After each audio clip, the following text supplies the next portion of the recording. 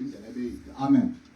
Esibacelela ke umzuzwana nje baba babethi ingoma baphume ke babafundise nje baphinde babuye. Amen. Amen botata ngisaqala isifundo. Amen.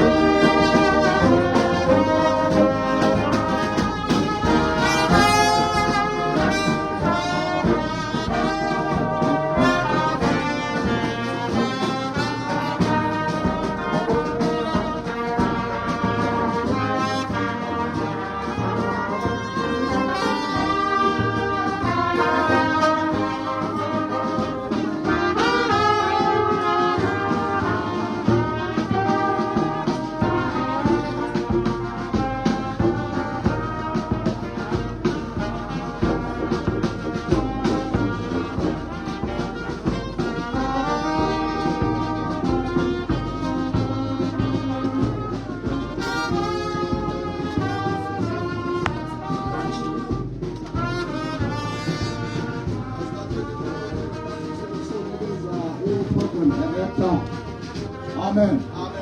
Saphumane ithule namandla kakhulu siphakame sonke njengabapostoli.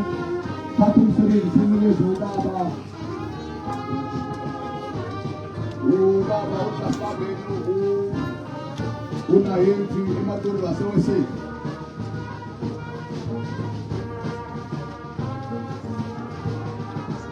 Oh. Okay, no.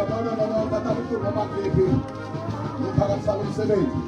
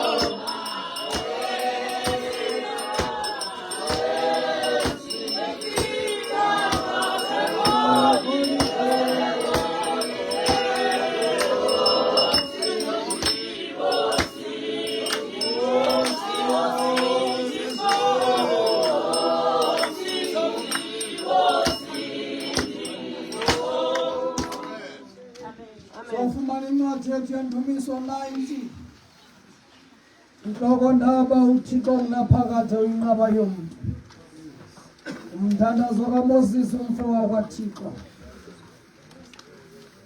Nkosi yam ulikhaya wena kuthi isizukulwana ngesizukulwana.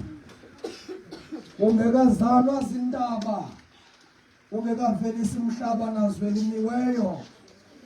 Ususela kwaphakade kude kusephakadeni wena unguThixo.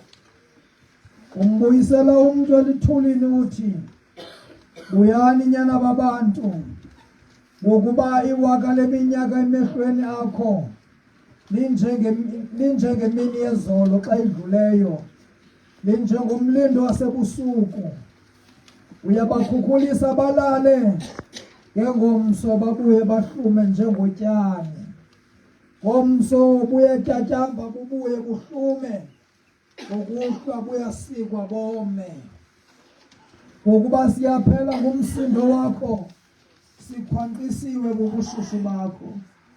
Ububeke ubugwenxa bethu phambi kwakho nesibufihlileyo ububeka ekukhanyiseleni kobuso bakho. Ngokuba yonke imihla yethu isangene ngokuphuphuma umsindo wakho.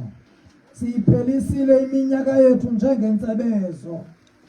Iminyaka yethu iseminyakeni engama-70 ukuba ithe yaba mininzi kakhulu iba iminyaka ema-80 libeke ikhaya layo likukophuka nokungabi nto yanto ukuba ithe yakhawuleza saphaphazela semka. Ubani nowazi amandla omsindo wakho nokuphuphuma kwawo ngoko ufanele ukukoyikwa ngako. Sazise kanye ukuyibala imihla yethu ukuze sizuze inhliziyo elumkileyo. Boya Yehova kunini na uzohlwaya ngenxa yabakhonzi bakho. Sihluthise kwakusasa ngenxeba yakho, simemelele sivuye yonke imihla yethu. Sivuyise ngangemihla wasicinezela ngayo, ngangeminyaka esabona ukubi ngayo. Mayibonakale kubakhonzi bakho imisebenzi yakho nobungangamela bakho koonyana babo. Ubumnandi bukaYehova mabube phezu kwethu. Zimasa isenzo sezandla zethu phezu kwethu. Isenzo sezandla sethu usizimase sona. Nkosi sikelele ufuna kwezulayo. Uthixo naphakade. Amen.